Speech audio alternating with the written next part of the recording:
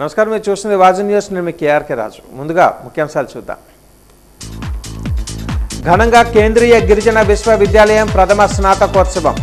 13 మందికి gold medals, 373 మందికి degree PG విద్యార్థులకు పట్టాలు ప్రదానం చేసిన రాష్ట్రపతి ద్రౌపది ముర్ము.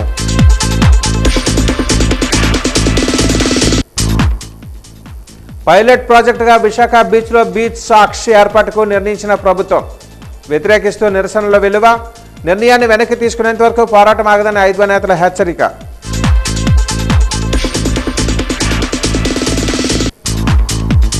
భోగాపురం పిఎంశ్రీ ఏపీ మోడల్ స్కూల్ను సందర్శించిన కేంద్ర విద్యాశాఖ మంత్రి ధర్మేంద్ర ప్రధాన్, రాష్ట్ర మంత్రి నారా లోకేష్.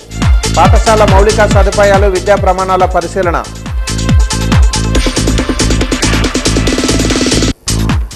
వైసీపీ కార్యాలయం స్థలం కబ్జానా కాదా? మంత్రులకు లోక్సత్తా బాబ్జీ సూటి ప్రశ్న.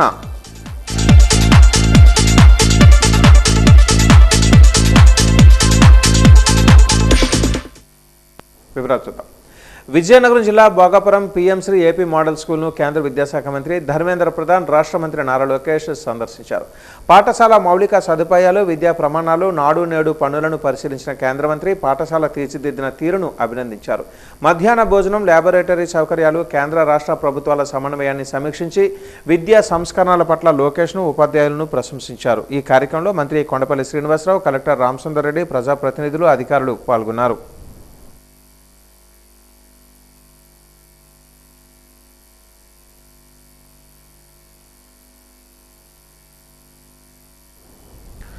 రెండేళ్లలో విద్యా వ్యవస్థలో విద్యా ప్రమాణాలు మెరుగుపరచడమే కాకుండా విద్యార్థుల భవిష్యత్తును దృష్టిలో పెట్టుకుని వివిధ సంస్కరణలు తీసుకొచ్చిన రాష్ట్ర విద్యాశాఖ మంత్రి నారా లోకేష్ను కేంద్ర మంత్రి ధర్మేంద్ర ప్రధాన్ అభినందించారని జిల్లా మంత్రి కొండపల్లి శ్రీనివాసరావు తెలిపారు. మంగళవారం భోగాపురం ఏపీ మోడల్ స్కూల్ వద్ద విలేకరుల సమావేశం ఆయన నిర్వహించారు. ఈ సందర్భంగా ఆయన మాట్లాడుతూ కేంద్ర రాష్ట్ర విద్యాశాఖ మంత్రులు కేంద్రం నుంచి వచ్చిన నిధులపై, అలాగే ఆధునిక విద్యా బోధనపై గంటన్నర సేపు పరిశీలించారని ఆయన పేర్కొన్నారు. రాష్ట్రంలో విద్యాశాఖ పలు సంస్కరణలు తీసుకుని రావడంతో పాటు ఆధునిక బోధన విధానాలతో పాటు పలు అంశాలపై పరిశీలించగా విద్యా విధానంలో పెను మార్పులు తీసుకుని రావడం పట్ల మంత్రి లోకేష్ను అభినందించారు. ఏపీ మార్క్ఫెడ్ చైర్మన్ కర్రోతు బంగారాజు మాట్లాడుతూ భోగాపురం మోడల్ స్కూల్కు రాష్ట్ర విద్యాశాఖ మంత్రులు నారా లోకేష్ రావడం మా అందరి అదృష్టంగా భావిస్తున్నామని ఆయన అన్నారు. నారా లోకేష్ గారు ఈరోజు మా మండలం రావడం మా అందరికీ కూడా చాలా సంతోషంగా ఉంది. ఆయన ఐటీ మినిస్టర్ అయిన తర్వాత ఆంధ్ర రాష్ట్రంలో మంచి రిజల్ట్ వస్తుంది. మరి అంతేకాకుండా స్కూల్ పిల్లలకి ఏవైతే కిట్లు ఇస్తున్నారో గతంలో 2 నెలలు 3 నెలలకి అవన్నీ కూడా పాడైపోయాయి. ఇప్పుడు అలా కాకుండా స్కూల్ డ్రెస్సులు కూడా గతంలో 2-3 ఉతుకులు ఉతికితే ఆ బట్టలన్నీ పాడైపోయాయి. కానీ ఇప్పుడు నెక్స్ట్ ఇయర్ వచ్చే వరకు కూడా కొత్త బట్టలుగానే కనిపిస్తున్నాయి. ఆ షూలు కూడా కొత్తగానే ఉన్నాయి. ఇస్తున్నటువంటి కిట్ అంతా కూడా నాణ్యమైనది ఇస్తున్నారు. చదువులు కూడా నాణ్యమైనవి. ప్రతి పాఠశాలలో కార్పొరేట్ స్కూళ్ళకి ధీటుగా ఈరోజు అందరికీ కూడా రిజల్ట్ వచ్చింది. ఈ 3 సంవత్సరాలు ఆయనే విద్యాశాఖ మంత్రిగా ఉన్నట్లయితే కార్పొరేట్ హాస్పిటల్కి ఎవరు కూడా పిల్లల్ని పంపించరు. కార్పొరేట్ స్కూల్కి ఎవరిని కూడా పిల్లల్ని పంపించరు. ఏవైతే ప్రభుత్వ పాఠశాలలు ఉన్నాయో వాటికే వస్తాయి. చేయడం జరిగింది.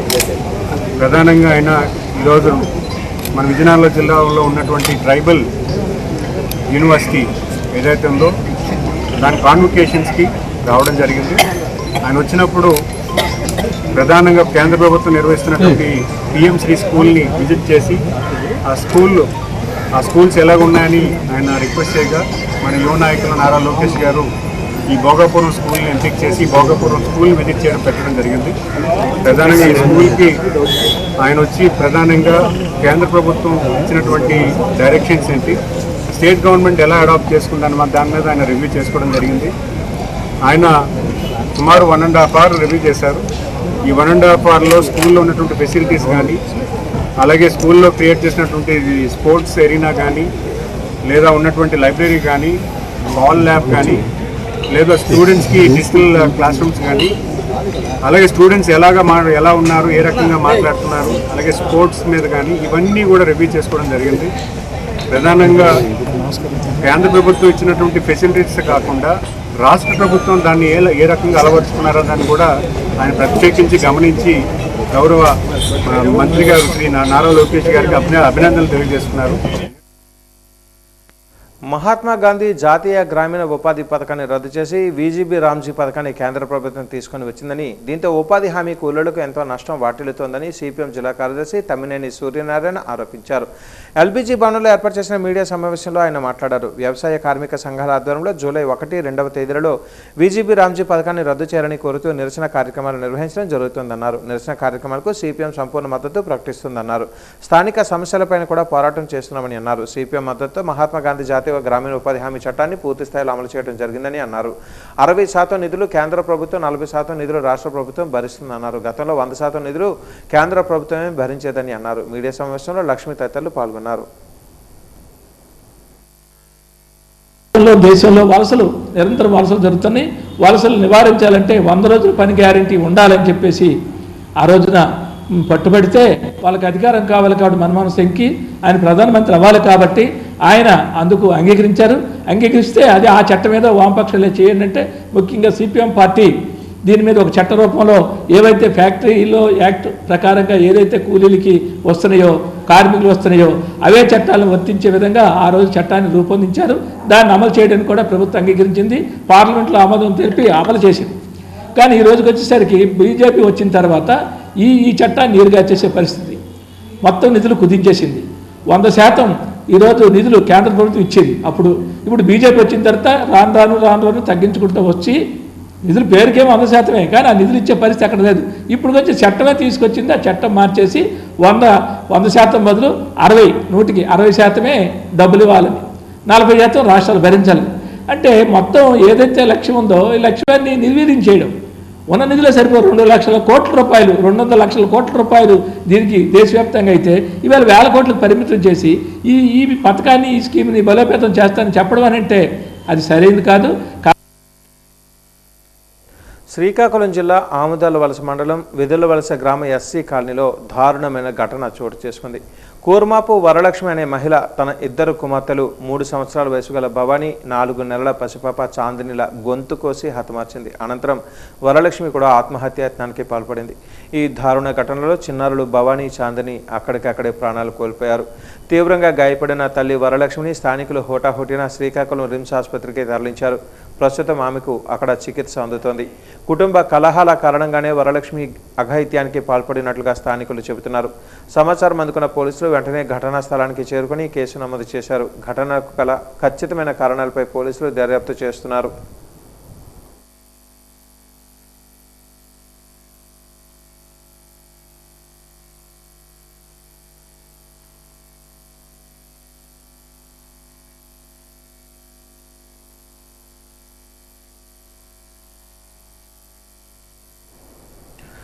అధికారపక్షమైన తెలుగుదేశం పార్టీని వీడి వైసీపీ పార్టీలో చేరడం అభినందనీయమని, వైసీపీలో చేరిన వారికి సముచిత స్థానం కల్పిస్తామని మాజీ డిప్యూటీ స్పీకర్ కోలగట్ల వీరభద్రస్వామి అన్నారు. కోలగట్ల నివాసంలో 31వ డివిజన్ నుంచి 15 కుటుంబాలు వైసీపీ పార్టీలోకి చేరాయి. వైసీపీ పార్టీలోకి వచ్చిన వారికి వీరభద్రస్వామి పార్టీ కండువాలు వేసి పార్టీలోకి ఆహ్వానించారు. ఈ సందర్భంగా ఆయన మాట్లాడుతూ మాజీ కార్పొరేటర్ ఎన్ని లక్ష్మణరావు ఆధ్వర్యంలో టీడీపీ నాయకులు మేడిశెట్టి రమేష్ నాయుడు, పి రాజు, పద్మావతి నగర్ నాగరాజు పార్టీలో చేరడం అభినందనీయమని అన్నారు. టీడీపీ నాయకులు ప్రలోభాలు పెట్టి గద్దెనెక్కారని అన్నారు. 2 ఏళ్లు కాలయాపన చేశారని తెలిపారు. జగన్మోహన్ రెడ్డి మాట తప్పని మడమ తిప్పని నాయకుడని కొనియాడారు. వచ్చే ఎన్నికలలో వైసీపీ కార్పొరేటర్ అభ్యర్థులను గెలిపించాలని అభ్యర్థించారు. ఈ కార్యక్రమంలో నగర అధ్యక్షులు ఆశపు వేణు, చీమల సింహాచలం తదితరులు పాల్గొన్నారు.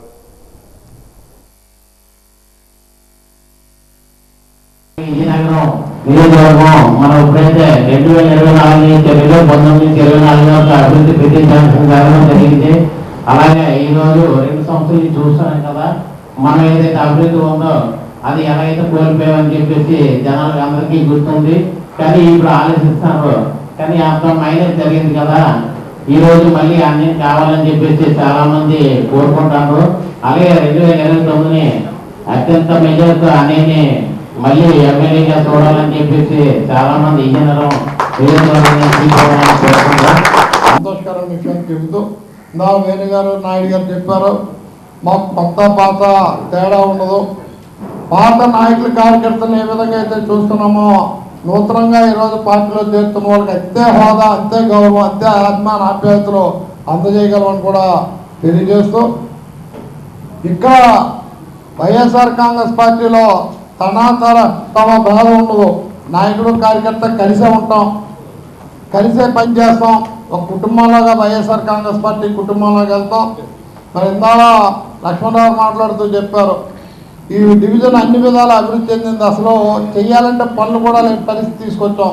నేను శాసనసభ్యునిగా ఉండేటప్పుడు కానీ వైఎస్ఆర్ కాంగ్రెస్ పార్టీ అధికారంలో ఉండేటప్పుడు, లక్ష్మణరావు కార్పొరేట్గా ఉండేటప్పుడు, మరలా రేపు ఎన్నికలు జరిగేటప్పుడు కింది స్థాయి కంటే ఎక్కువ మెజార్టీతో మరి ఈరోజు లక్ష్మణరావుని గెలిపించాలని మరొకసారి సందర్భంగా కోరుతూ, అలానే మన డివిజను 2 డివిజన్లుగా మారింది. మరి పక్క డివిజన్లో కూడా అంటే ఇప్పుడు మేము ఉంటున్న ఇల్లు ఇదంతా కూడా ఒక డివిజన్ అయింది. నటరాజు కాలనీ నుంచి ఆ మీదనంతా ఒక డివిజన్ అయింది. 2 డివిజన్లో కూడా మన వైఎస్ఆర్ కాంగ్రెస్ పార్టీ గెలిచే విధంగా మీ అందరూ కలిసి పనిచేయాలని సందర్భంగా చెబుతూ, విజయనగరం వడా పార్క్లో జరిగిన తోషినివల్ వాకర్స్ వెల్ఫేర్ అసోసియేషన్ సమావేశంలో Indian red cross society chairman కంది వెంకటరమణ ముఖ్య అతిథిగా పాల్గొన్నారు. చేస్తున్న సేవలే మనిషికి నిజమైన గుర్తింపునిస్తాయని ఆయన పేర్కొన్నారు. వృద్ధాప్యంలో తల్లిదండ్రులను సేవించడం దైవ కార్యంతో సమానమని చెబుతూ రెడ్ క్రాస్ సొసైటీ అభివృద్ధికి వాకర్స్ క్లబ్లో సభ్యులు సహకరించాలని కోరారు. అనంతరం క్లబ్ ప్రతినిధులు కంది వెంకటరమణను ఘనంగా సత్కరించారు. ఈ కార్యక్రమంలో క్లబ్ అధ్యక్షులు వంకపండు కాశీనాయుడు, వివిధ విభాగాల ప్రతినిధులు పాల్గొన్నారు.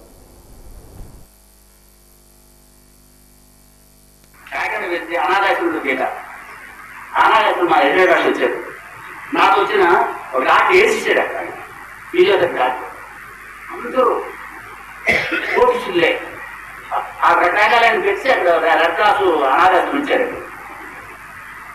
ఉంటే మరి అది ఎంత చక్కగా చూస్తారంటే వాళ్ళందరూ అంత ఆరోగ్యం ఉండడానికి ఆనందంగా ఉండడానికి కారణం అది అడ్మినిస్ట్రేషన్ చక్కగా చూడటాను. అదే మా బాబు చెప్పారు.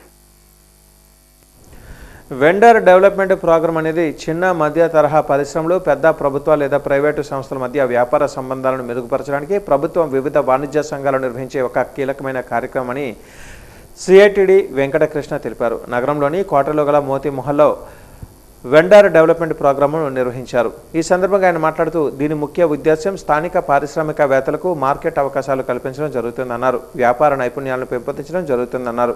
ప్రభుత్వ రంగాల పెద్ద కంపెనీలకు ఏ వస్తువులు సేవలు కావాలో ఎంఎస్ఎంఈలకు తెలియజేయడం ద్వారా వాటి సరఫరాకు మార్గం సుగమం చేయడం జరుగుతుందన్నారు. చిన్న వ్యాపారస్తులకు నాణ్యతా ప్రమాణాలు, మార్కెటింగ్ మెలకువలు, కొత్త సాంకేతికతపై అవగాహన కల్పించడం జరిగిందన్నారు. 2 రోజుల అవగాహన కార్యక్రమం ఉంటుందని తెలిపారు. ఈ కార్యక్రమంలో IIM professor Jayant, professor Prasanna, associate professor Sudharani తదితరులు పాల్గొన్నారు.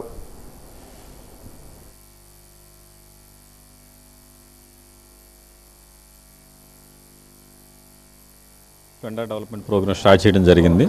ఇదేంటంటే వెండర్స్ని, బయ్యర్స్ని ఒక ప్లాట్ఫామ్ మీద చేసి వాళ్ళ బిజినెస్ డెవలప్మెంట్ కోసం వాళ్ళకి బ్యాంకర్స్తో కానీ వివిధ రకాలైన సెషన్స్ పెట్టి దాని ద్వారా ఏంటంటే వాళ్ళ ప్రొడక్ట్స్ని ప్రమోట్ చేసుకోవడం, at the same time market చేసుకోవడానికి, క్వాలిటీ ఇంప్రూవ్ చేసుకోవడానికి కూడా అన్ని రకాలుగా వాళ్ళు బిజినెస్ మ్యాన్ అనేవాడు, ఒక ఎంటర్ప్రెనర్ అనేవాడు డెవలప్ చేయడానికి CITD MSME tool room, central institute tool design CITD in association with AP MSME development కార్పొరేషన్తో కలిపి ఏంటంటే ఈ ప్రోగ్రామ్ వరల్డ్ బ్యాంక్ ఫండింగ్తో ఎగ్జిక్యూట్ చేయడం అయిందండి. ఆల్రెడీ విజయనగరంలో ఒక ఏప్రిల్ నెలలో ఏంటంటే ఒక వీడిపి ప్రోగ్రామ్ చేసాం, అది కూడా గ్రాండ్ సక్సెస్ అయింది. అలాగే ఏంటంటే ఇప్పుడు జూన్ 27 అనేది ఎంఎస్ఎంఈ డే. ఈ వీక్ అంతా ఎంఎస్ఎంఈ వీక్గా మేము పరిగణిస్తాం అనమాట. ఈ ఎంఎస్ఎంఈ వీక్లో భాగంగా ఏంటంటే మేము ఈ ప్రోగ్రామ్ మళ్ళీ 2వ సారి కూడా ఇక్కడ సెలెక్ట్ చేసుకోవడం జరిగింది. వివిధ రకాలైన ఇండస్ట్రీస్ నుంచి కానీ వివిధ రకాలైన వెండర్స్ కానీ చాలామంది పార్టిసిపేట్ చేయడం జరిగింది. సుమారుగా 250 మంది ప్లస్ రిజిస్టర్ అయ్యారు, వాళ్ళ ప్రోడక్ట్ని ప్రమోట్ చేసుకోగలిగారు. ఒక ఎంటర్ప్రినర్కి, ఒక వ్యాపారవేత్తకి, ఎంఎస్ఎంఈ కానివ్వండి, స్టార్టప్ కానివ్వండి, వాళ్ళకి ఎట్లా బిజినెస్ సెటప్ చేసుకోవచ్చు, వాళ్ళకి ఫేస్ అయ్యే వేరియస్ ఛాలెంజెస్, ప్రాబ్లమ్స్ని ఎట్లా ఓవర్కమ్ చేయొచ్చు అనేది ఈ 2 డేస్ సెషన్లో చాలా బాగా కవర్ చేస్తున్నారు. ఇంటెలెక్చువల్ ప్రాపర్టీ రైట్స్ కానివ్వండి, లేకుంటే బిజినెస్ డెవలప్మెంట్ స్కిల్స్ కానీ, లేకుంటే వెండర్స్ని, బయర్స్ని ఒక ప్లాట్ఫామ్ తీసుకురావడం కానీ, అట్లా పలు రకాలైన ఇనిషియేటివ్స్ సెటప్ చేశారండి సిఐటిడి వాళ్ళు ఏపీ ఎంఎస్ఎంఈ సహకారంతో. సో ఇట్లాంటి ప్రోగ్రామ్స్ మరిన్ని విజయనగరంలో, విశాఖపట్నంలో ప్రత్యేక త్రూ అవుట్ ది ఆంధ్రప్రదేశ్ జరగాలని కోరుకుంటూ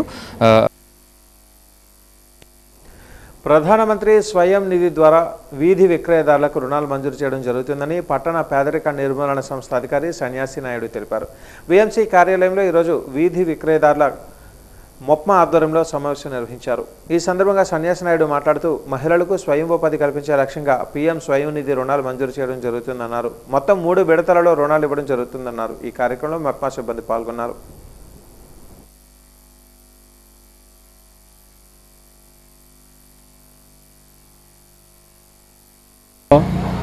సుమారుగా 150 మంది వరకు స్ట్రీట్ వెండర్స్ పాల్గొన్నారు.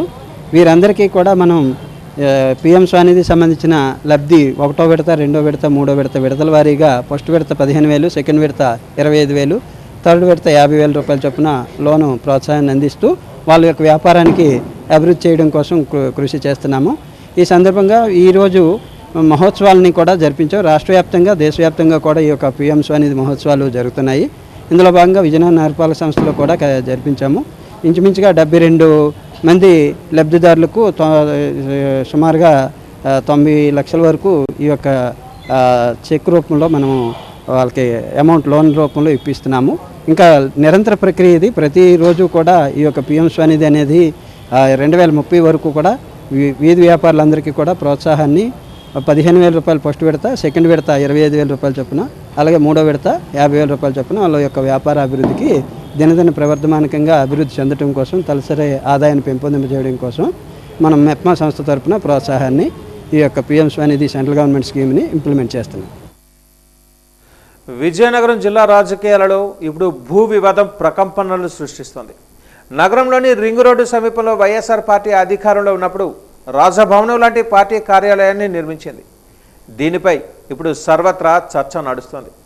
సంస్థాన భూమిని కబ్జా చేసి కార్యాలయం నిర్మించారనే ఆరోపణలు ఒకవైపు, ప్రభుత్వ అనుమతులతోనే చట్టబద్ధంగా లీజుకు తీసుకున్నామనే వాదనలు మరోవైపు వినిపిస్తూ ఈ వ్యవహారం ఇప్పుడు జిల్లాలో చర్చనీయాంశంగా మారింది.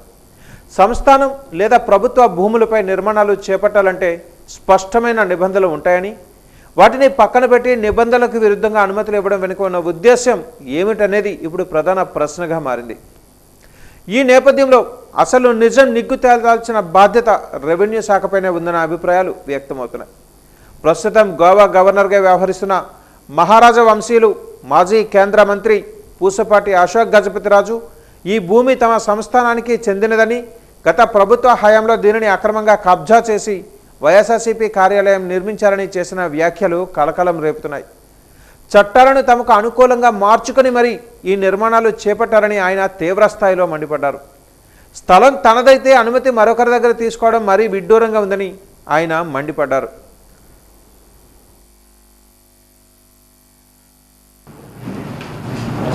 This relates to survey number, town survey number 569.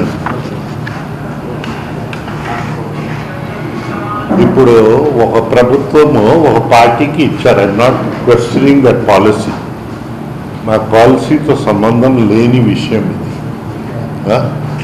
What parties do are left to parties.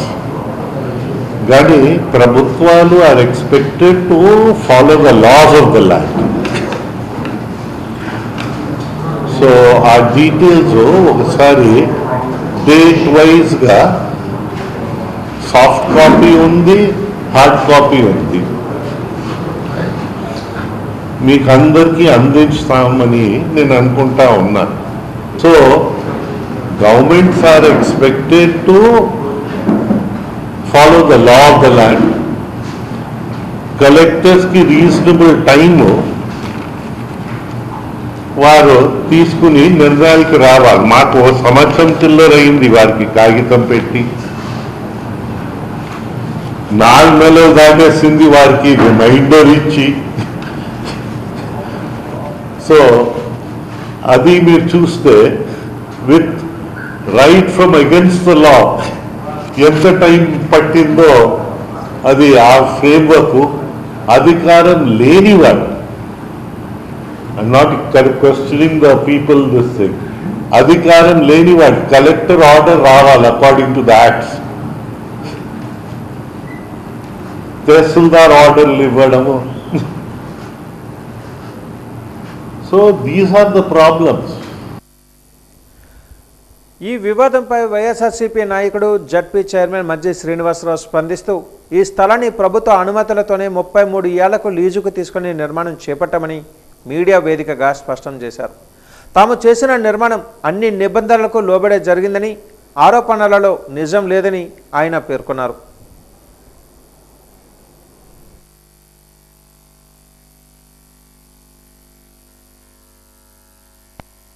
మాజీ డిప్యూటీ స్పీకర్ కోలగట్ల వీరభద్రస్వామి తనదైన శైలిలో సవాల్ విసిరారు. గతంలో తమ అధికార హయాంలో భూ ఆక్రమణలకు పాల్పడ్డారని టీడీపీ నాయకులు ఎన్నో ఆరోపణలు చేసినప్పటికీ అధికారంలోకి వచ్చి 2 ఏళ్లు దాటినా ఇప్పటివరకు ఒక్క ఆరోపణను కూడా వారు నిరూపించలేకపోయారని ఎద్దేవా చేశారు. ఒకవేళ నిజంగా తప్పు జరిగి ఉంటే అనుమతులు ఇచ్చిన అధికారులపై చర్యలు తీసుకోవడంతో పాటు తనపై కూడా కఠిన చర్యలు తీసుకోవచ్చని ఆయన సవాల్ విసిరారు.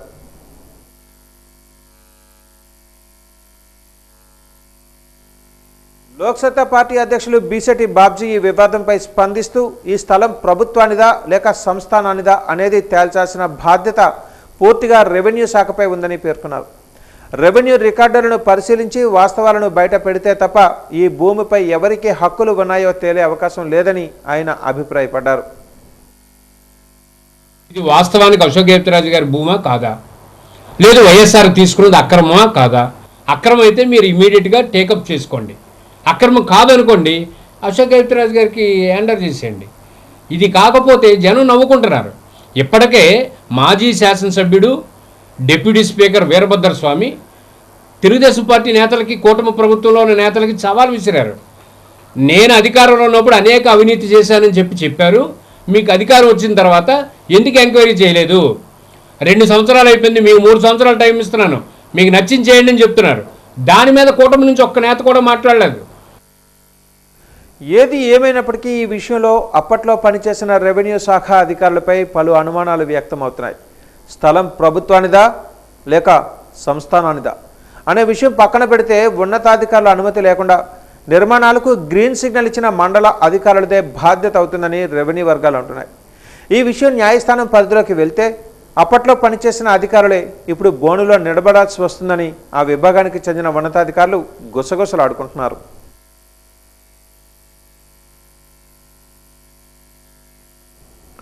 బొబ్బిలి టౌన్ పోలీస్ స్టేషన్ ఆధ్వర్యంలో 27 ద్విచక్ర వాహనాల బహిరంగ వేలం విజయవంతంగా నిర్వహించారు.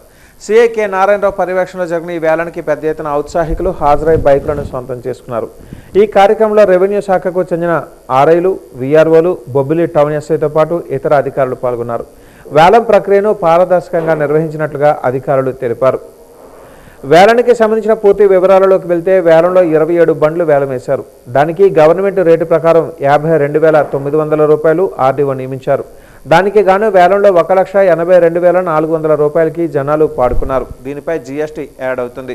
జీఎస్టీతో కలిపి 2,15,032 రూపాయలకు వేలంలో దక్కించుకున్నారని పోలీసు అధికారులు వెల్లడించారు. యమహా RX 100 ప్రభుత్వం స్క్రాప్ కింద 700 రూపాయలు ప్రకటించారు.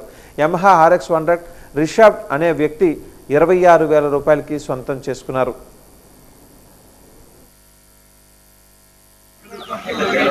బొబ్బులు పోలీస్ స్టేషన్లో 2022లో అబాండన్డ్గా పడి ఉన్నటువంటి కొన్ని మోటార్ సైకిల్ పైన అప్పుడు కేసు నమోదు చేయడం జరిగింది. అవి ఎవరి వెహికల్స్ ఏంటి అని దర్యాప్తు చేస్తే ఎవరు కూడా క్లెయిమ్ చేయలేదు. ఇంతవరకు కూడా అలాంటి వెహికల్ మాది అని ఎవరు క్లెయిమ్ చేయలేదు. సో సుమారు 4 సంవత్సరాలు దాటింది. 4 సంవత్సరాలు దాటినా సరే ఎవరు వెహికల్ క్లెయిమ్ చేయడం వల్ల చట్ట ప్రకారంగా ఈ మధ్యనే ఏదైతే సుమారు 28 కేసుల్లో 8 కేసుల్లో సుమారు 27 2 వీలర్స్ మోటార్ సైకిల్స్ని ఇలా ఉంటే ఇంకా పాడైపోతుంది, అనవసరంగా పోలీస్ స్టేషన్లో ఊరికే పడని అని చెప్పి చట్ట ప్రకారం ఆర్టీఓ గారి దగ్గర అప్సెట్ ప్రైస్ అంటే దీని వాల్యూ ఎంత ఉంటుందో వాల్యూ తీసుకోవడం జరిగింది. దాంతోపాటు మ్యాజిస్ట్రేట్ గారి దగ్గర ఈ ఆక్షన్ ప్రొసీడింగ్స్ తీసుకోవడం జరిగింది. సో ఆక్షన్ ప్రొసీడింగ్స్ తీసుకొని పద్ధతి ప్రకారం మీడియాలో, print media, electronic media, social మీడియాలో ఆక్షన్ ప్రొసీడింగ్స్ సంబంధించి అలాంటి తేదీన అంటే ఈరోజు 30 తేదీన ఆక్షన్ కండక్ట్ చేస్తామని చెప్పి పత్రికా ప్రకటన కూడా ఇవ్వడం జరిగింది. ఓటర్ల నమోదు సవరణల కోసం ఎన్నికల సంఘం చేపట్టిన ప్రత్యేక ప్రక్రియ జూలై 14వ తేదీ వరకు కొనసాగుతుందని మండల తహసీల్దార్ కూర్మారావు తెలిపారు. బిఎల్ఓలు ఇంటింటికి వచ్చి వివరాలు సేకరిస్తారని, వాటర్ గుర్తింపు కోసం ఫోటోతో పాటు 12 రకాల గుర్తింపు కార్డులలో ఏదో ఒకటి చూపించాల్సి ఉంటుందని సూచించారు. 2002 నాటికి నివాస వివరాలు తెలపాలని, 2022-25 మధ్య జాబితాలో పేరు గల్లంతైన వారు అధికారులను సంప్రదించవచ్చని పేర్కొన్నారు. వ్యక్తి ఒక దగ్గర ఓటు మరో దగ్గర ఉంటే ఎక్కడ ఓటు ఉండాలో ఫోన్ ద్వారా సంప్రదించి నిర్ణయించుకోవాలని ఆయన తెలిపారు.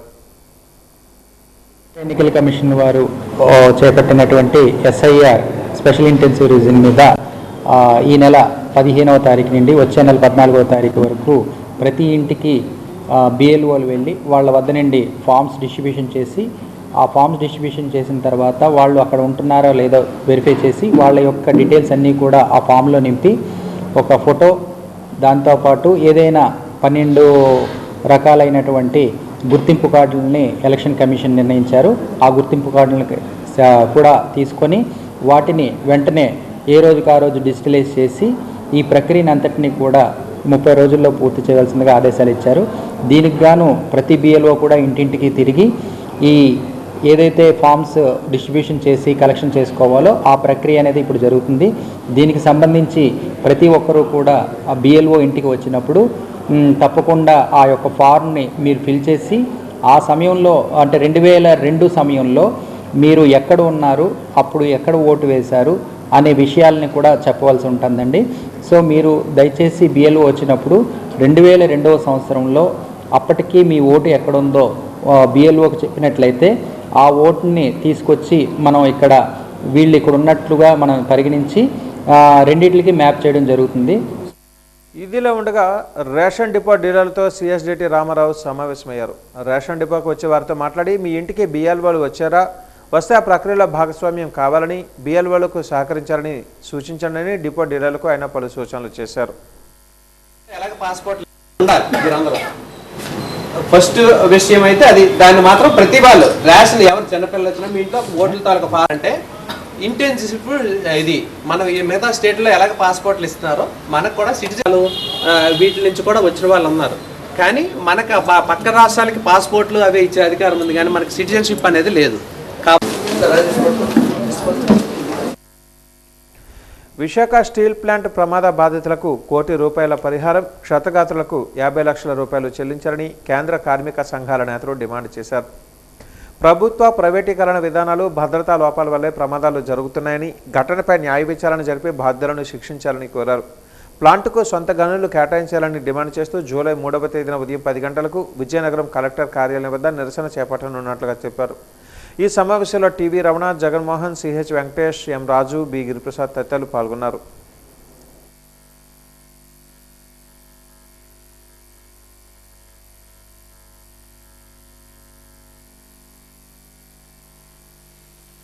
రాజు ఈరోజు కేంద్ర కార్మిక సంఘాలు పిలుపు మేరకు విశాఖపట్నంలో ఈ నెల 8వ తారీఖున కార్మికులు ప్రమాదవశాతం 8 మంది చనిపోయారు. వాళ్ళకి ప్రభుత్వమే బాధ్యత వహించాలి. ఫ్యాక్టరీ చట్టం ఉంది, ఆ ఫ్యాక్టరీ చట్టంలో సంబంధించినటువంటి ఏ ఒక్కటి కూడా అక్కడ అమలు చేయట్లేదు స్టీల్ ప్లాంట్లో. మరి ప్రభుత్వం దాని బాధ్యత తీసుకోవాల్సిందే అవ్వాలి. మరి చనిపోయిన వాళ్ళకి ₹1 కోటి ఇవ్వాలి, క్షతగాత్రులకి $50 లక్షలు ఇవ్వాలని డిమాండ్ చేస్తున్నాం. మరి అంతేకాకుండా స్టీల్ ప్లాంట్ని 32 మంది ప్రాణత్యాగాలు చేసిన స్టీల్ ప్లాంట్ని కేంద్ర ప్రభుత్వం, ఎన్డీఏ ప్రభుత్వం ప్రైవేటీకరణ విధానాలు చేయాలని చూస్తుంది. ఆ విధంగా అక్కడ ఉన్నటువంటి ఫ్యాక్టరీ స్టీల్ ప్లాంట్లో చేయవలసినటువంటి ఏ ఒక్క నిధులు కూడా ఇవ్వట్లేదు. అలాగే ఇనుము దాన్ని సప్లై చేయడానికి కూడా కావాల్సినంత గన్ను కూడా ఇవ్వకుండా చేస్తుంది. మరి ఈ నెల 8వ తేదీన విశాఖ స్టీల్ ప్లాంట్లో ప్రమాదవశాత్తు 8 మంది ఉద్యోగులు మరణించిన విషయం మనందరికీ తెలిసిందే. ఈ ప్రమాదానికి ప్రధాన కారణం ప్రభుత్వం.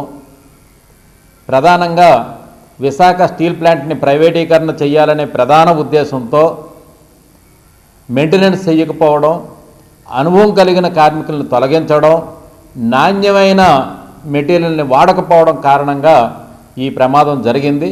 కాబట్టి 100కి 100 పాళ్ళు ప్రభుత్వమే దీనికి బాధ్యత వహించాలని చెప్పి డిమాండ్ చేస్తున్నాం. అలాగే ఈ ప్రమాదంలో మరణించిన 10 మంది కార్మికుల కుటుంబానికి ₹1 కోటి చొప్పున నష్టపరిహారం చెల్లించాలని చెప్పి, క్షతగాత్రులకి 50 లక్షల చొప్పున చెల్లించాలి, నాణ్యమైన వైద్యం అందించాలి అని చెప్పి డిమాండ్ చేస్తున్నాం. ఈ ప్రధానమైన డిమాండ్స్తో సిఐటియు, ఏఐసిసిటియు, ఐఎన్టీయూసీ, ఐఎఫ్టియుల ఆధ్వర్యంలో జూలై 3వ తేదీన కలెక్టర్ ఆఫీస్ దగ్గర ధర్నా కార్యక్రమం నిర్వహిస్తున్నాం. కార్మికులందరూ పాల్గొని ఈ ధర్నాను విజయవంతం చేయాలని చెప్పి విజ్ఞప్తి చేస్తున్నాం. విజయనగరం కొత్తపేటలో ఆర్టీసీ బస్సుల తీరు ప్రయాణికులకు తీవ్ర ఇబ్బందులు కలిగిస్తోంది. బస్సులు ఆపకపోవడంతో ఎండ వానలో ప్రయాణికులు నరకం చూస్తున్నారు. ఉచిత ప్రయాణ పథకం సాకుతో డ్రైవర్లు మహిళలను చూసి బస్సులు ఆపటం లేదని, పురుషులున్నా సరే బస్సులను వేగంగా పోనిస్తున్నారని ఆవేదన వ్యక్తం చేస్తున్నారు. ప్రయాణికుల కోసం నిర్మించిన బస్టాప్ను ప్రైవేటు వ్యక్తులు ఆక్రమించడంతో ప్రజలు రోడ్లపైన వేచి చూస్తూ బస్సు ఆపమని కోరుతూ బస్సు వెంట పరుగులు తీయాల్సిన దుస్థితి నెలకొంటుంది. తక్షణమే ఉన్నతాధికారులు స్పందించి కొత్తపేటలో బస్సులు నిలిపేలా చర్యలు తీసుకోవాలని ప్రయాణికులు కోరుతున్నారు.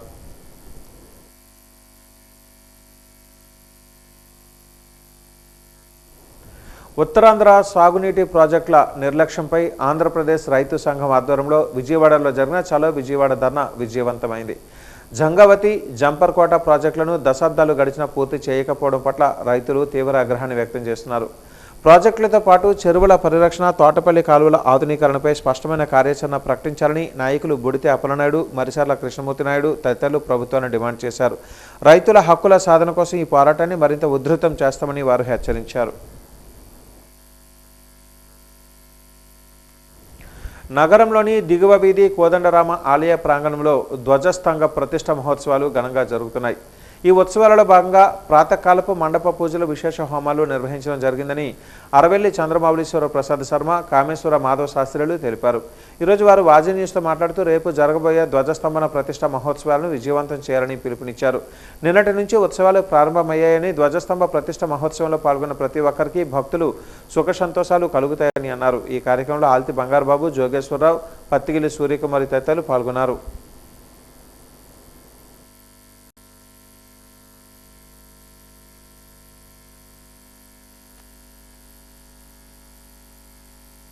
గ్రామ పురుషుల సహాయ సహకారాలతో ఆపాల గోపాలంతో అత్యంత వైభవపేతంగా కార్యక్రమాలన్నీ నిన్న సూర్యోదయం నుండి రేపు మధ్యాహ్నం సుమారుగా 2 గంటల వరకు ఇత్యాది కార్యక్రమములు రంగరంగ వైభవపేతంగా జరుగుతాయి.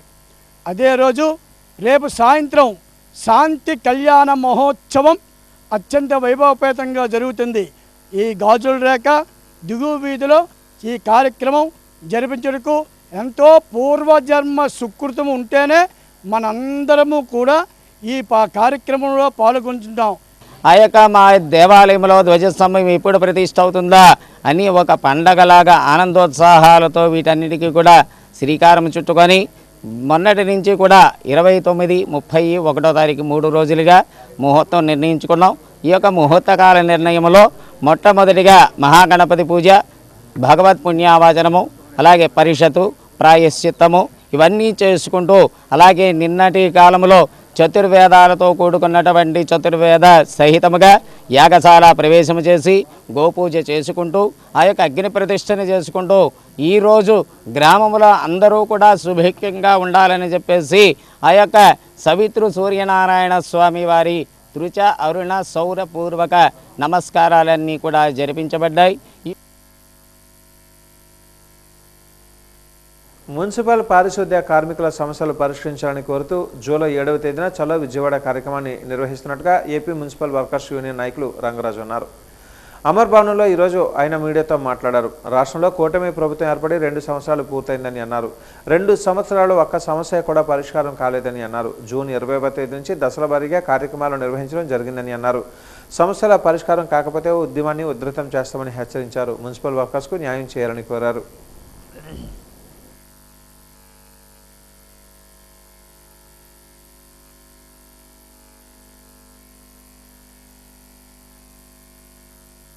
పారిశుద్ధ్య కార్మికులు, పర్మిట్ కార్మికులు, అలాగే ఇంకా చాలా సంఘ కార్మికులు, అలాగే డ్రైవర్లు వీళ్ళందరూ కూడా పనులు చేసినా సరే ప్రభుత్వం ఆ కార్మికుల సమస్యలు కానీ ఆ కార్మికులు రావాల్సిన ఏవి కూడా ప్రభుత్వం పట్టించుకోవడం లేదు. కూటమి ప్రభుత్వం పాదయాత్రలోనే ఈ పారిశుద్ధ్య కార్మికులు మేము గెలిస్తే మీ సమస్యలన్నీ పరిష్కారం చేస్తున్నారు. కానీ ఇప్పుడు 2 సంవత్సరాలు అయినా ప్రజలకు సేవ చేసి రాత్రి పొగలు ఎండనక వానక కష్టపడిన పారిశుద్ధ్య కార్మికుల్ని గాలికి వదిలేసింది ప్రభుత్వం మహా దుర్మార్గంగాన.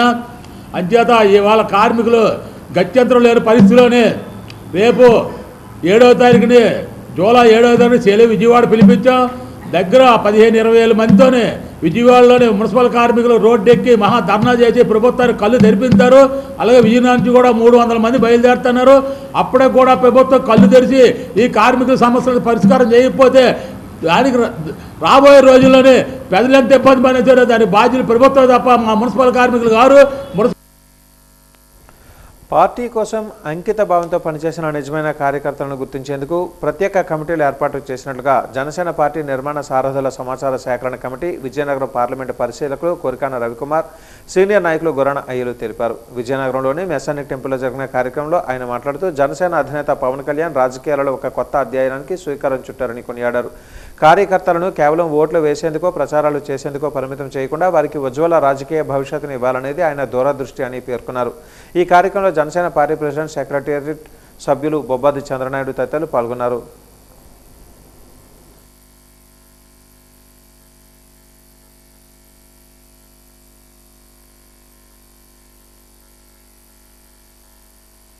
నీట్గా ఒక వార్డు స్థాయి మెంబర్గా ఉండాలనుకున్న దగ్గర నుంచి పార్లమెంట్ ఇన్ఛార్జిగా ఉండాలనుకున్న వారి వరకు ఎవరైనా సరే, అర్హత ఉన్న వాళ్ళు ఎవరైనా సరే అప్లికేషన్ పెట్టుకోవచ్చు. ఆ అప్లికేషన్ని పైన స్క్రూటినీ అవుతుంది. స్క్రూటినీ అయిన తర్వాత అర్హులైన వారికి ఖచ్చితంగా పదవులు వస్తాయి.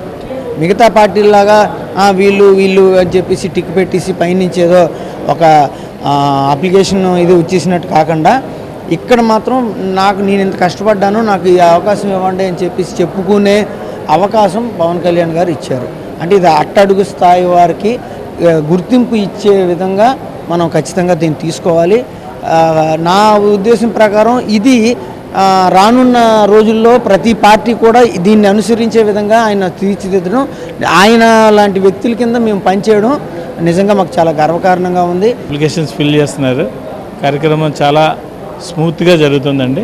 చాలా ఉత్సాహవంతంగా అందరూ వాళ్ళ ఏదైతే ఏం చేస్తున్నారో ఆ పొజిషన్స్ కోసం అప్లై చేయడం జరుగుతుంది. చాలా బాగుంది. ఈ కార్యక్రమం ద్వారా పవన్ కళ్యాణ్ గారు ఒక కొత్త రాజకీయ ఒరవడానికి శ్రీకారం చుట్టారండి. This is new age politics. So పార్టీలో ప్రజాస్వామ్యం అనేది మనం జనరల్గా ఏ రాజకీయ పార్టీలో కూడా చూడం మోస్ట్లీ. కానీ జనసేన ఈ మెంబర్షిప్ టు లీడర్షిప్ అని ఆయన లాస్ట్ టైం చెప్పారు. అది ఇప్పుడు అక్షరాల్లో ఇంప్లిమెంట్ చేస్తున్నారు. సో నాయకులు ఎవరు అవ్వాలనేది ప్రతి జనసైనికుడు ఎన్నుకునేటట్టుగా గ్రౌండ్ నుంచి నాయకులు వచ్చేటట్టుగా ఈరోజు ఒక కార్యక్రమం రూపొందించారు. చాలా దిగ్విజయంగా కార్యక్రమం జరుగుతుందండి. గత వైసీపీ ప్రభుత్వంలో అశోక్ గజపతిరాజు భూమిని అక్రమంగా లాక్కొని వైసీపీ కార్యాలయానికి కేటాయించడంపై మంత్రులు కొండపల్లి శ్రీనివాస్, వంగలపూడి అనిత సమాధానం చెప్పాలని ఏపీ లోక్సత్తా రాష్ట్ర అధ్యక్షులు బీసెట్టి బాబ్జీ డిమాండ్ చేశారు. మంగళవారం విజయనగరంలో ఆయన మాట్లాడుతూ కూటమి ప్రభుత్వం వచ్చినా అశోక్ న్యాయం జరగకపోవడం రెవెన్యూ వ్యవస్థలోని అవినీతికి నిదర్శనమని అన్నారు. నిబంధనలకు విరుద్ధంగా నిర్మించిన వైసీపీ కార్యాలయాన్ని వెంటనే స్వాధీనం చేసుకోవాలని, గత ప్రభుత్వ అవినీతిపై ప్రస్తుత కూటమి నేతల మౌనాన్ని ప్రజలు గమనిస్తున్నారని ఆయన స్పష్టం చేశారు.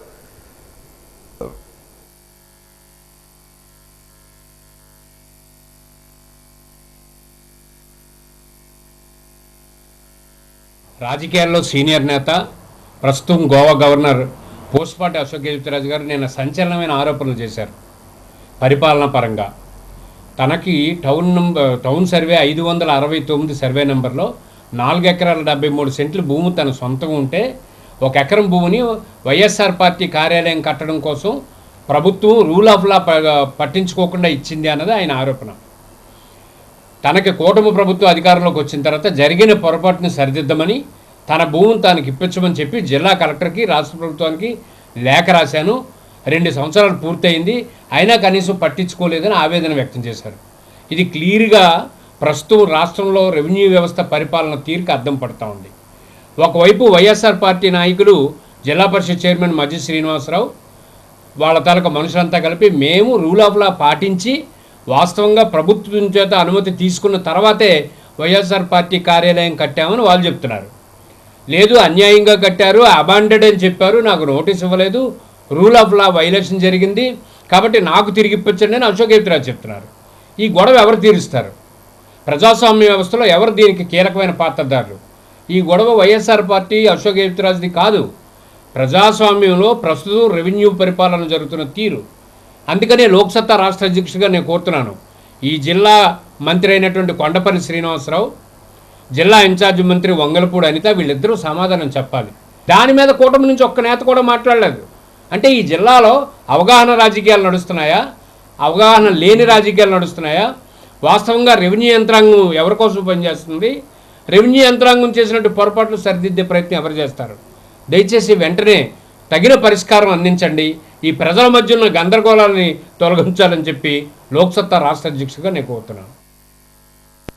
ఉత్తరాంధ్ర ఇలవేల్పు శ్రీ పైడితల్లి అమ్మవారి ఆలయంలో శిఖర పునఃప్రతిష్ఠ ఘనంగా ముగిసింది. ఈ కార్యక్రమం అనంతరం వచ్చిన తొలి మంగళవారం కావడంతో అమ్మవారిని దర్శించుకునేందుకు వేకువజాము నుంచే భక్తులు ఆలయానికి పోటెత్తారు. శిఖర ప్రతిష్ఠతో ఆలయం కొత్త శోభను సంతరించుకోగా క్యూలైన్లో బారుని తీరిన భక్తులతో ఆలయ ప్రాంగణం భక్తి పారవస్యంతో నిండిపోయింది. అమ్మవారిని దర్శించుకునేందుకు వచ్చిన భక్తులకు ఎలాంటి ఇబ్బందులు కలగకుండా ఆలయ అధికారులు ప్రత్యేక ఏర్పాట్లు చేశారు. వేద పండితుల మంత్రోచ్చారణల మధ్య అమ్మవారికి ప్రత్యేక పూజలు నిర్వహించడంతో ఆలయ పరిసరాలు ఆధ్యాత్మిక శోభను సంతరించుకున్నాయి. భక్తుల రద్దీని దృష్టిలో ఉంచుకొని కట్టుదిట్టమైన భద్రతా చర్యలు చేపట్టడంతో దర్శన ప్రక్రియ ప్రశాంతంగా ముగిసింది.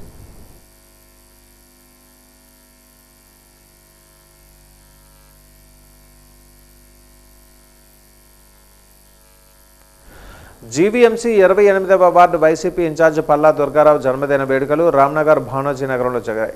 ఈ కార్యక్రమంలో film board member GV Ramachandrarao, party మహిళా విభాగం జిల్లా అధ్యక్షురాలు పేడాడ రమణకుమారి పాల్గొని కేక్ కట్ చేసి శుభాకాంక్షలు తెలిపారు. స్థానిక వైసీపీ నాయకులు, అతని అభిమానులు పాల్గొని శుభాకాంక్షలు తెలిపారు.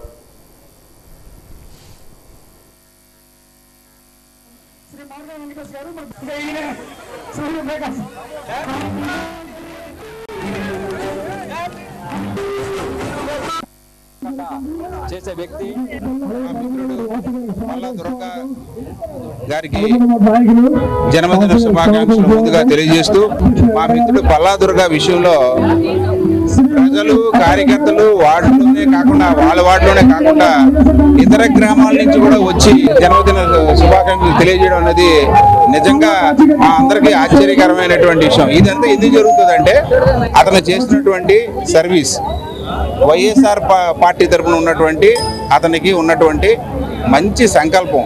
శ్రీ పల్లా దుర్గారావు గారికి విశాఖ తూర్పు నియోజకవర్గ వైఎస్ఆర్ కాంగ్రెస్ పార్టీ తరఫున శుభాకాంక్షలు తెలియజేస్తూ, మరి చిన్న వయసు నుంచే ప్రజా జీవితంలో ప్రజా సమస్యలే పరమావధిగా భావిస్తూ మరి నిత్యం ప్రజాసేవలో ఉన్నటువంటి పల్లా దుర్గారావు గారు భవిష్యత్తులో ఈ ప్రాంతానికి ఒక మంచి నాయకుడిగా వెలుగొందాలని, మరి నిరంతరం ప్రజలతో మమేకమై పనిచేయాలని, చిరకాలంగా ఉన్నటువంటి సమస్యలన్నీ పరిష్కారంలో మరి తన పాత్ర ఎప్పటికప్పుడు చూపిస్తూ 28వ వార్డుని ఒక అభివృద్ధి పదంలో తీసుకెళ్లినటువంటి పల్లా దుర్గారావు గారు భవిష్యత్తులో మరింత మంచి నాయకుడిగా ఈ ప్రాంతానికి ఆ జగన్మోహన్ రెడ్డి గారి ఆశీస్సులతో మళ్ళీ రావాలని చెప్పేసి తెలియజేస్తా ఉన్నాను. గిరిజన విశ్వవిద్యాలయం స్నాతకోత్సవానికి వెళ్తున్న ఎస్ఎఫ్ఐ నాయకులను పోలీసులు అక్రమంగా అరెస్టు చేయడాన్ని నిరసిస్తూ ఆ సంఘం ఆధ్వర్యంలో మంగళవారం సాయంత్రం ఆర్టీసీ కాంప్లెక్స్ వద్ద ఆందోళన చేపట్టారు. ఈ సందర్భంగా ఎస్ఎఫ్ఐ నాయకులు మాట్లాడుతూ ప్రజాస్వామ్యబద్ధంగా తమ సమస్యలను ప్రశ్నించే విద్యార్థి సంఘాల నాయకులను అణచివేయడం సరికాదని ఆగ్రహాన్ని వ్యక్తం చేశారు.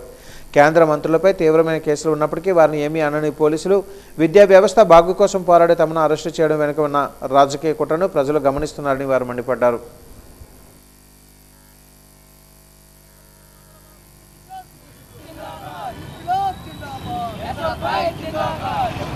2014 ఉమ్మడి రాష్ట్ర జాబితాలో భాగంగా సెంట్రల్ ట్రైబల్ యూనివర్సిటీ మన రాష్ట్రానికి శాంక్షన్ అయ్యి ఇప్పటికీ పన్నులు ఇప్పటికి కూడా దాదాపు 10 సంవత్సరాలు దాటుతున్నా సరే ఓన్లీ ప్రహరీ గోడ ఉంది. ప్రహరీ గోడ కూడా కట్టకన్నా విద్యాశాఖ మంత్రులకి సెంట్రల్ ట్రైబల్ యూనివర్సిటీకి వచ్చే ధైర్యం లేక భోగపురంలో దిగి అట్నుంచి అట్టే వైజాగ్లో వెళ్ళి కాన్వకేషన్ పెట్టుకునే ప్రయత్నం ఈరోజు చేస్తూ ఉన్నారు. దీన్ని ప్రశ్నిస్తారనే భయంతోనే ఈరోజు విద్యార్థి నాయకులు ఎవరైతే ఉన్నారో వాళ్ళెవరిని లోపలికి రానివ్వకుండా అడ్డుకోవడం జరిగింది. దీన్ని మేము తీవ్రంగా ఎస్ఎఫ్ఐ విజయనగరం జిల్లా కమిటీగా తీవ్రంగా వ్యతిరేకిస్తూ ఉన్నాం. దీంట్లో భాగంగానే ఎవరైతే విద్యార్థి నాయకుల్ని అక్రమ అరెస్టుల పేరుతో ఆపారో వాళ్ళందరినీ తక్షణమే రిలీజ్ చేయాలని మీడియా ముఖంగా హెచ్చరిస్తున్నాం. విశాఖ ఉక్కు పరిరక్షణ దీక్ష కొనసాగుతోంది. కేంద్ర ప్రభుత్వం నుంచి స్టీల్ ప్లాంట్ ప్రైవేటీకరణ నిర్ణయం వెలువడింది మొదలు విశాఖ కార్మిక ప్రజా సంఘాల జేఏసీ జీవీఎంసీ గాంధీ పార్క్లో దీక్ష చేపట్టిన విషయం ప్రేక్షకులకు తెలిసిందే. ఈ దీక్షకు కార్మిక ప్రజా ఉద్యోగ సంఘాలు మద్దతు తెలియజేస్తూ వస్తున్నాయి. అందులో భాగంగా ఐద్వా విశాఖ జిల్లా శాఖ దీక్షలో పాల్గొంది. స్టీల్ ప్లాంట్ని యథావిధిగా కొనసాగించాలని, ఉక్కు మాదే హక్కు మాదే, అమ్మేదెవడరా కొనేదెవడరా అంటూ నినాదాలు చేశారు. ఈ సందర్భంగా మహిళా సంఘం ప్రతినిధులు మాట్లాడారు. విశాఖ ఉక్కు ప్రైవేటీకరణ నిర్ణయాన్ని వెనక్కి తీసుకోవాలని, ప్రభుత్వ రంగంలోనే కొనసాగించాలని, సొంత గనులు కేటాయించాలని, ప్రమాదాలు జరగకుండా పటిష్టమైన భద్రతా చర్యలు చేపట్టాలని డిమాండ్ చేశారు. స్టీల్ ప్లాంట్ నిరాహార దీక్ష శిబిరంలో జేఏసీ ఆధ్వర్యంలో ఇక్కడ నిర్వహించడం జరిగింది. దాంట్లో భాగంగా మేము ప్రతి నెల కూడా ఐద్వాగా స్టీల్ ప్లాంట్ ప్రైవేటీకరణ కాకూడదని చెప్పి ఈ దీక్షా శిబిరంలో కూర్చుంటున్నాము. ఇప్పటికే 5 సంవత్సరాల కాలం నుంచి ఒక చారిత్రాత్మకమైన దీక్షలు ఇవి. 5 ఏళ్ల నుంచి కూర్చుంటున్నాం, కానీ వాళ్ళు ప్రైవేటీకరణ చేయలేదు. ఎందుకంటే అభ్యుదయవాదులు, కార్మికులు, వాళ్ళ పౌరులు అందరూ కూడా ప్లాంట్ ప్రైవేటీకరణ కాకూడదని అన్నారు. ప్లాంట్ అక్కడే ఉంది. కాకపోతే వాళ్ళు ఏంటంటే దాంట్లో ఉన్నవి నిర్వీర్యం చేసేస్తున్నారు. అట్లాగే అక్కడ ఉన్న సేఫ్టీ ప్రికాషన్స్ మాత్రం పాటించట్లేదు. ఎక్కువ ఇప్పుడు 30 ఏళ్ల నుంచి అవి చాలా ఏంటంటే అది కోల్ ఐరన్ వెళ్తూ ఉంటుంది. ఆ మండేది ఏంటంటే అవి రిపేర్లు చేయించాలి. అంటే వీళ్ళు ఎలాగూ ప్రైవేట్ లోపల ఉన్న వాళ్ళు బయటకు వెళ్ళిపోతారు, ప్రైవేట్ చేసి వచ్చని చెప్పి మేనేజ్మెంట్ కూడా అలాగే కేంద్ర రాష్ట్ర ప్రభుత్వాలు కూడా చూస్తున్నాయి. ఆ సందర్భంగానే 8వ తారీఖున 10 మంది చనిపోయారు అక్కడ. దాంట్లో ఆ ప్రమాదవశాత్తులో. అలాగే ఒక 5 మంది క్షతగాత్రులు. అంటే చాలా వాళ్ళు అంటే ఇబ్బంది పడుతున్నారు. వాళ్ళు ప్రాణహాని తప్పింది కానీ ఇబ్బంది పడుతున్నారు. అలాంటి వాళ్ళకి మన రాష్ట్ర ప్రభుత్వం నుంచి లోకేష్ గారు వచ్చారు. ఎవరు రావాలండి? కార్మిక మంత్రి రావాలి అక్కడికి. కార్మిక మంత్రి వస్తే ఆ కార్మికులు పడే కష్టాలు తెలుస్తాయి ఏంటనేది. ఎడ్యుకేషన్ మినిస్టర్ వచ్చి 1,72,00,000 ఇవ్వండి వాళ్ళకి వెళ్తాయని చెప్పి నువ్వు చెప్పే వాళ్ళకి ఇచ్చారా? ఇవ్వాలి కదా. మరి రాష్ట్రపతి నీ మాట పాటించాలి కదా. ఇప్పుడు ₹1,00,00,000 నష్టపరిహారం ఇమ్మని అక్కడ ఉన్న యూనియన్స్, మహిళా సంఘాల మేము కూడా గొడవ చేస్తున్నాము. ఇంతవరకు వాళ్ళకి ఇచ్చింది ఏమీ లేదు. వాళ్ళకి రావాల్సింది కూడా ఇంకా ఇవ్వలేదు. అందుకోసం ఖచ్చితంగా అక్కడ సేఫ్టీ ప్రికాషన్స్ పాటించాలి. వాళ్ళని స్కిల్ ల్యాబ్ని తీసేసి అన్స్కిల్డ్ని ఎక్కడెక్కడి నుంచి తీసుకొచ్చి పెడుతున్నారు. దాని మూలాన్ని అక్కడ ప్రమాదం అయింది. ఈరోజు మేము డిమాండ్ చేస్తున్నాము, వాళ్ళకి చనిపోయిన వాళ్ళకి ₹1,00,00,000 ఇవ్వాలి. అలాగే క్షతగాతులకి ₹50,00,000 నష్టపరిహారం ఇవ్వాలి. ఆ కుటుంబాలకి ఉద్యోగాలు ఇవ్వాలని చెప్తూ మేము ఐద్వాగా డిమాండ్ చేస్తున్నాం. జగదంబ సిఐటియు ఆఫీసులో కనీస వేతనాల సాధన కోసం సిఐటియు జిల్లా కమిటీ వర్క్షాప్ జరిగింది. ఈ వర్క్షాప్కు జిల్లా వ్యాప్తంగా ఉన్న అసంఘటిత రంగ కార్మిక నాయకులు పాల్గొన్నారు. కార్మికుల సమస్యలపై చర్చించారు. భవిష్యత్తు కార్యాచరణ రూపొందించారు. సిఐటియు జిల్లా కార్యదర్శి కుమార్ అధ్యక్షతన జరిగిన వర్క్షాప్లో పి మణి తదితరులు మాట్లాడారు. కార్పొరేట్ ప్రైవేట్ సంస్థలకు ఊడిగం చేస్తున్న కూటమి ప్రభుత్వం కార్మికుల ప్రయోజనాలను గాలికి వదిలేస్తుందని ధ్వజమెత్తారు. ధరల పెరుగుదలకు అనుగుణంగా కనీస వేతనాలు లేకపోవడం వల్ల వారి జీవన పరిస్థితులు అధ్వానంగా తయారయ్యాయని వాపోయారు. అభివృద్ధి సంక్షేమ మంత్రం జపిస్తున్న చంద్రబాబుకు అసంఘటిత రంగ కార్మికులు ఆకలి బాధలు పట్టడం లేదా అని ప్రశ్నించారు. పక్కనున్న కర్ణాటక రాష్ట్రంలో మాదిరిగానే కనీస వేతనం ₹26,000 మన రాష్ట్రంలో అమలు చేయాలని డిమాండ్ చేశారు. లేకుంటే భవిష్యత్తు పోరాటాలను ఉధృతం చేస్తామని హెచ్చరించారు. 6,000, 8,000, 10,000 ఇంతకు మించి వేతనం లేదు. డిఏ పాయింట్లు కలుపుతున్నారు. అలాగే కాంట్రాక్ట్ వర్కర్స్కి వేతనాలు పెంచట్లేదు. ఆశా, అంగన్వాడీ, మిడ్ డే మీలు, ఆర్పీలు, వివోఏలు, school sanitation workers, contract outsourcing వీళ్ళెవరికీ వేతనాలు పెంచలేదు. మరి ఎలా బతుకుతామని అనుకుంటున్నారు? పక్కన కర్ణాటక రాష్ట్రంలో కనీస వేతనాలు మొన్న రివ్యూ చేశారు. హైలీ స్కిల్డ్ వాళ్ళకి 40,000, అన్స్కిల్డ్ వాళ్ళకి 26,000. కర్ణాటక రాష్ట్రం చేయగలిగింది ఆంధ్ర రాష్ట్రం ఎందుకు చేయదు? Is of doing business, speed of doing business. Andhra రాష్ట్రం భారతదేశంలోనే చాలా గొప్పది. మోడీ తెల్లారు లెగిస్తే పొగుడుతాడు అని ఇన్ని తెల్లారు లెగిస్తే చెప్తారు. చంద్రబాబు నాయుడు గారు మాట్లాడేదంతా అభివృద్ధి, సంక్షేమం. ఇన్ని ఉద్యోగాలు తెచ్చేస్తాను, అన్ని ఉద్యోగాలు తెచ్చేస్తున్నాను, నా పరిపాలన చూడండి బాబు అని ప్రతిరోజు ప్రోగ్రెస్ రిపోర్ట్లు ఇచ్చేస్తున్నారు. మరి 15 సంవత్సరాలుగా వేతనాలు ఎందుకు పెంచలేదని, ఎలా బతుకుతామని? పోనీ దేని ధరలైనా తగ్గాయా? పెట్రోలు, డీజిలు, గ్యాసు ఇంకా ధర పెరగకుండా ఏదైనా ఉందా? కార్మికుడికి వచ్చే జీతం తప్పితే అన్నీ పెరిగాయి. మేము ఎలా బతకాలి? ఇది ప్రభుత్వాన్ని అడగదలుచుకున్నాం. 2 సంవత్సరాల పరిపాలన పూర్తయిపోయింది. మీరు ప్రోగ్రెస్ రిపోర్ట్లు ఇస్తున్నారు కదా, ఆ ప్రోగ్రెస్ రిపోర్ట్లో కార్మికులకు ప్రోగ్రెస్ రిపోర్ట్ ఇవ్వండి. వర్కర్స్ వేతనాలు పెంచరు, వర్కర్స్ పిఎఫ్ ఈఎస్ఐ ఎగ్గొడితే పట్టించుకోరు. అసలు వర్కర్స్ కోసం ఈ ప్రభుత్వం ఏం చేస్తుంది ఇది తెలుసుకోవడం కోసమే, ఇది ప్రజల దృష్టికి తీసుకురావడం కోసమే ఈ నెల జనసేన పార్టీ పునర్నిర్మాణ కార్యక్రమంలో భాగంగా జిల్లాల వారీగా సాధకుల సమాచార సేకరణ కార్యక్రమం కొనసాగుతోంది. విశాఖ పార్లమెంటు కమిటీ పరిశీలకులు కొనతాల రామకృష్ణ ఆధ్వర్యంలో నగరంలోని ఒక హోటల్లో సోమవారం ప్రారంభమైన సాధకుల సమాచార సేకరణ ప్రక్రియ 2వ రోజు కొనసాగింది. జూలై 3వ తేదీ వరకు కమిటీ సమావేశాలు జరుగుతాయి. కమిటీ జిల్లా స్థాయి సమావేశాలలో ప్రజలకు సేవ చేసేలా నైపుణ్యం కలిగిన నాయకులను ఎలా తయారు చేయాలి అనే అంశంపై ప్రధానంగా చర్చ జరిగినట్లుగా కొనతాల రామకృష్ణ తెలిపారు. పార్టీ దక్షిణ నియోజకవర్గ నాయకులు మణియాల శ్రీనివాస్ మాట్లాడుతూ పార్టీ కోసం చిత్తశుద్ధితో పనిచేసే వారిని గుర్తించి ఆ జాబితాను అధినేత పవన్ కళ్యాణ్కు పంపించేందుకు చేపట్టిన సాధకుల సమాచార సేకరణ ప్రక్రియ చురుగ్గా కొనసాగుతుందని అన్నారు.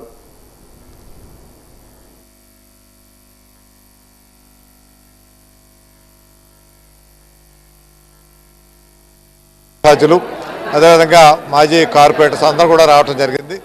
వారందరి సమక్షంలో పార్టీ విధి విధానాలన్నీ కూడా చెప్పి ఏదైతే సమాచార సేకరణ కార్యక్రమం నిన్నటి నుంచి మొదలైందో 3వ తారీఖు వరకు జరుగుతుంది. కాబట్టి ఇందులో అందరూ కూడా పాల్గొని ఎవరైతే సాధకులు ఉన్నారో వాళ్ళు ఉద్యమీలను ఎవరైతే నమోదు చేశారో వాళ్ళు కూడా ఉద్యమీలందరినీ కూడా తీసుకొని వచ్చి పార్టీ మెంబర్షిప్ ఉన్న వాళ్ళు మాత్రమే ఈ సమాచార సేకరణ కార్యక్రమం జరుగుతుంది. కాబట్టి ఇది దసపల్ల హోటల్లోనే 3వ తారీఖు వరకు జరుగుతుంది. కాబట్టి ఈ అవకాశాన్ని సద్వినియోగపరచుకోవాల్సిందిగా, పార్టీ పునర్నిర్మాణానికి అందరూ కూడా దోహదపడాల్సిందిగా, ఎవరైతే కష్టపడి పార్టీకి పనిచేసి ఈ 12 సంవత్సరాలు పార్టీతో ఉన్నారో వారికి అత్యధిక ప్రాధాన్యత ఇచ్చి పార్టీ వ్యవస్థాగతంగా వారిని ఉపయోగించుకోవాలి, వారి సేవలు ఉపయోగించుకోవాలనే ఒక బృహత్తరమైనటువంటి కార్యక్రమంతో పవన్ కళ్యాణ్ గారు ఈ కార్యక్రమం ఇచ్చారు. రాష్ట్ర జనసేన పార్టీ అధ్యక్షులు పవన్ కళ్యాణ్ గారి యొక్క ఆదేశాల మేరకు విశాఖ పార్లమెంట్ నియోజకవర్గ పరిధిలో పార్టీ నిర్మాణ సారథుల కమిటీ సమావేశం ఏర్పాటు చేయడం జరిగింది.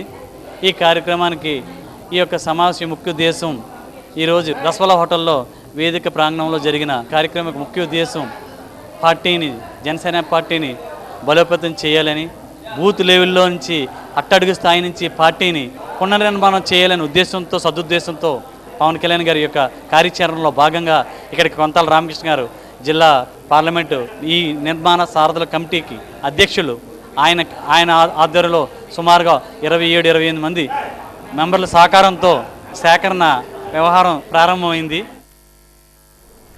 కూటమి ప్రభుత్వం రాష్ట్రంలోని తీర ప్రాంతాలలో ముఖ్యంగా విశాఖ, సూర్యలంక బీచ్లలో గోవా తరహా బీచ్ షాక్స్ను పైలట్ ప్రాజెక్టుగా ఏర్పాటు చేయాలని నిర్ణయించింది. ఇందుకోసం 363 జీవో నెంబర్ను జారీ చేసింది.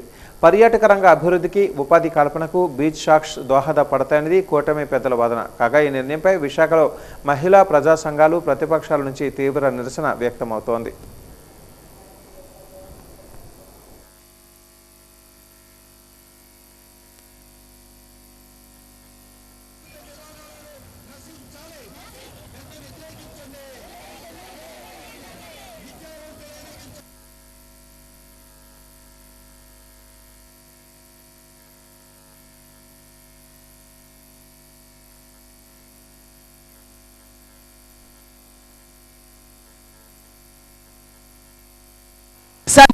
మహిళలకి అనుకూలంగానే చెప్పినట్టుగా కనిపిస్తోంది. అంటే ఇది పైలట్ బీచ్ షాకులు 362 జీవో తీసుకొచ్చాం, బీచ్ షాకులు పెడతాం, పైలట్ ప్రాజెక్టుగా తీసుకొస్తాము, ఏవైనా శాంతి భద్రతలకు విఘాతం కలిగితే కనుక వెనక్కి తీసుకుంటాము అని చెప్తున్నారు. ఇది నిజంగా వినడానికి చాలా బాగానే ఉంది.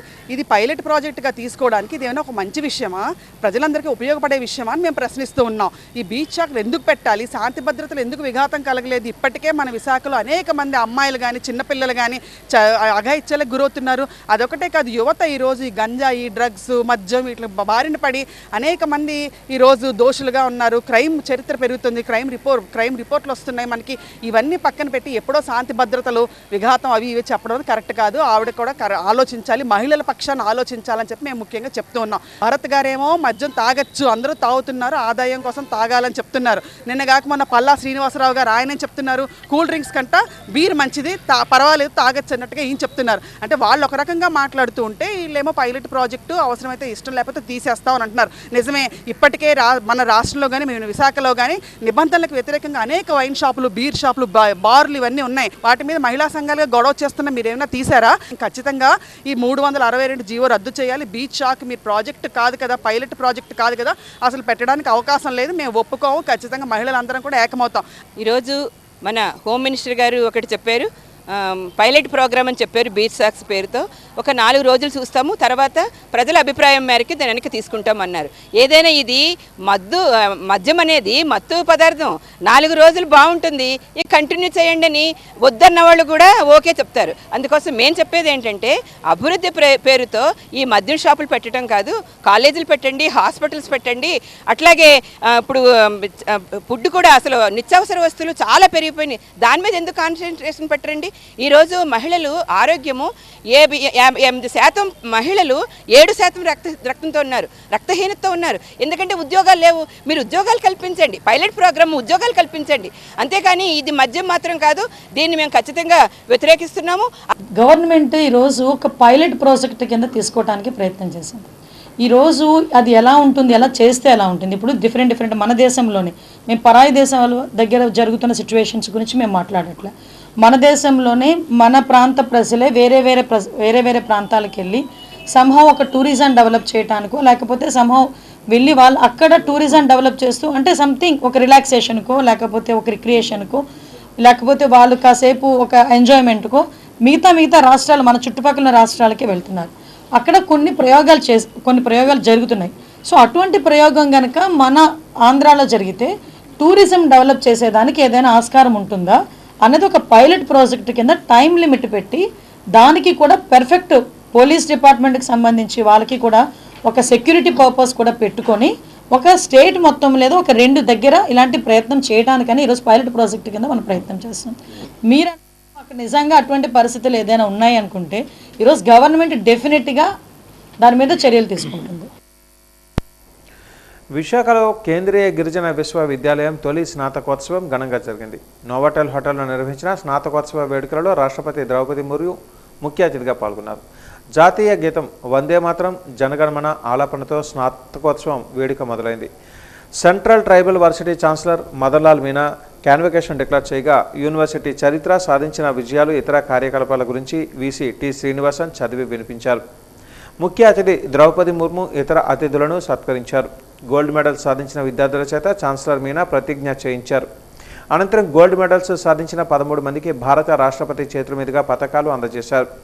2020-21 నుంచి 25-26 విద్యా సంవత్సరాల వరకు వివిధ కోర్సులు అభ్యసించిన 373 మంది డిగ్రీ, పీజీ విద్యార్థులకు పట్టాలు ప్రదానం చేశారు. యూనివర్సిటీలు విద్య నేర్పి పట్టాలిచ్చే కేంద్రాలు మాత్రమే కాదని, నాయకులను తయారు చేసే శిక్షణ కేంద్రాలని రాష్ట్ర విద్యాశాఖ మంత్రి లోకేష్ పేర్కొన్నారు. రాష్ట్రపతి ముర్ము విద్యార్థులను ఉద్దేశించి స్ఫూర్తిదాయక ప్రసంగం చేశారు. వర్సిటీలు ఆవిష్కరణల వేదికలను పేర్కొన్నారు. విద్యార్థులు టెక్నాలజీని అందిపుచ్చుకొని ప్రపంచం గర్వించదగ్గ మేధావులుగా, ప్రతిభావంతులుగా ఎదగాలని పిలుపునిచ్చారు.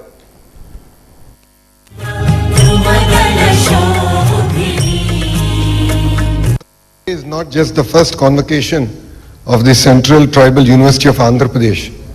It is a celebration of opportunity, celebration of inclusion, and celebration of the belief that quality education must reach every corner of our country and every section of our society. Vikasit Bharat 2047 cannot be built unless every region progresses and every community participates.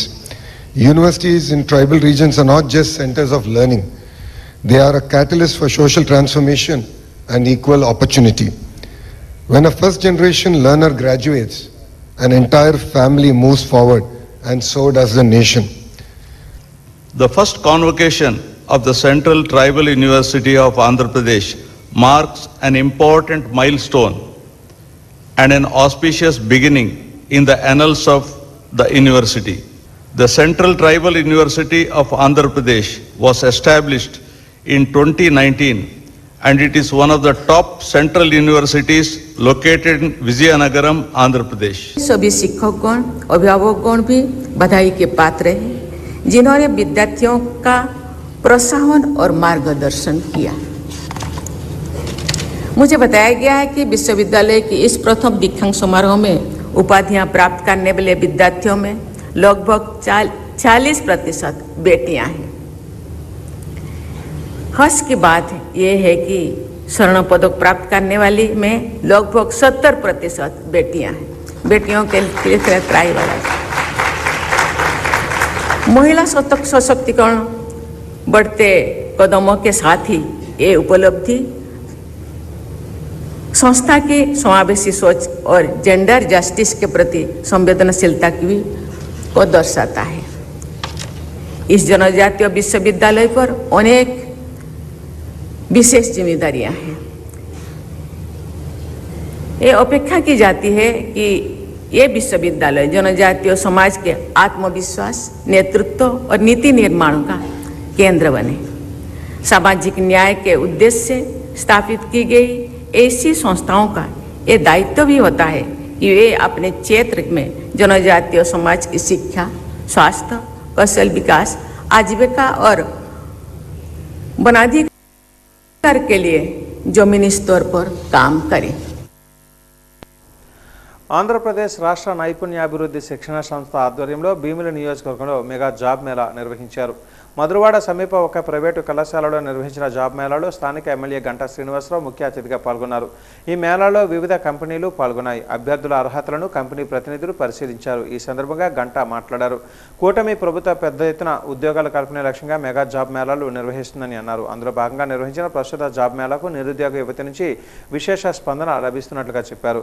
పరిశ్రమలు, సంస్థల అవసరాలకు అనుగుణంగా నైపుణ్యాలను పెంపొందించుకుంటున్న యువతకు మెరుగైన ఉపాధి అవకాశాలు లభిస్తాయని తెలిపారు. ఈ కార్యక్రమంలో గంటా రవితేజ, స్కిల్ డెవలప్మెంట్ అధికారులు పాల్గొన్నారు.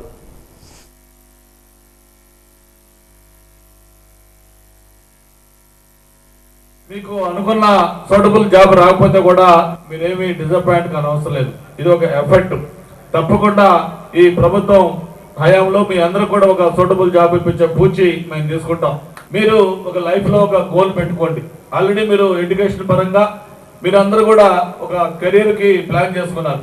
కానీ అది రావాలంటే ఊరికే ఏదో మనం ఇంటర్నెట్లో లేకపోతే ఇంకొక చాట్లోనో లేకపోతే మనం టైం స్పెండ్ చేస్తే మీ వాల్యుబుల్ లైఫ్ వేస్ట్ అవుతుంది.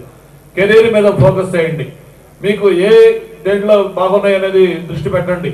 ఈరోజు టెక్నాలజీ, ఆర్టిఫిషియల్ ఇంటెలిజెన్స్ కానీ మిగతా ఎలా డెవలప్ అవుతుందో చూస్తూ ఉన్నాం. దానికి ఎన్ని మీరు అవకాశాలు అందిపుచ్చుకోవాలి. మళ్ళీ జాబ్ మేళాలు పెడతాం. మళ్ళీ మీరు ఎవరైనా ఇండివిజువల్గా కూడా మీకు ఏ రిక్వైర్మెంట్ ఉంటే చెప్పండి, మనకు తెలిసిన వాళ్ళతో మాట్లాడించి మీకు తప్పకుండా ఇవన్నీ కూడా చేపిస్తామని చెప్పి కూడా మరొక్కసారి మీ అందరూ కూడా తెలియజేసుకుంటూ వాజ న్యూస్ ఇంతటితో సమాప్తం. నమస్కారం.